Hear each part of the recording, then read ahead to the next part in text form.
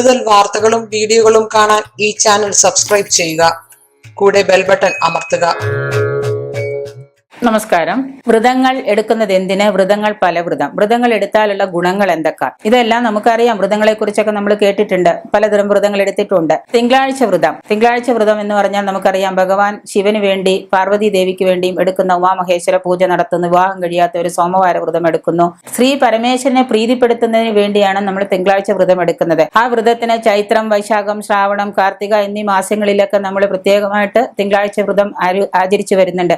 7 തിങ്കളാഴ്ച അടുപ്പിച്ച് നമ്മൾ സോമവാര വ്രതം അല്ലെങ്കിൽ 4 മാസക്കാലത്തോളം സോമവാര വ്രതം നോക്കുന്ന സ്ത്രീക്ക് നെടുമംഗല്യ യോഗവും പുത്രലാഭവും സൽസന്താന ലാഭവും എല്ലാം ലഭിക്കുമെന്നാണ് പറയപ്പെടുന്നത്. ആചാരവൃത്തി പ്രകാരം അത് ചെയ്തു പോരുന്നവർക്ക് അത് ലഭിക്കുന്നുണ്ട്.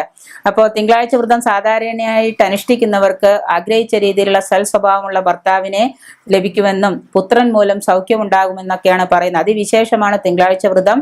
വ്രതക്കാർ ഒരു ദിവസം ഒരു പ്രാവശ്യം മാത്രമേ ആഹാരം കഴിക്കാൻ പാടുള്ളൂ. ശിവപുരായണം നടത്തുക, ശിവന്റെ അമ്പലത്തിൽ പോവുക, ശിവന് കൂവളമാല കൊടുക്കുക, ശിവന്റെ അമ്പലത്തിൽ നിന്ന് വൈകിട്ട് കുളിച്ചതിന് ശേഷം നേദ്യം കഴിച്ച് കരിക്ക് നേദിച്ച് പൂജിച്ച് കഴിച്ചതിന് ശേഷം നേദ്യം കഴിക്കുക. ഇങ്ങനെയുള്ള ചടങ്ങുകളൊക്കെയാണ് തിങ്കളാഴ്ച വ്രതം നോൽക്കുന്നവർ ചെയ്യേണ്ടത്.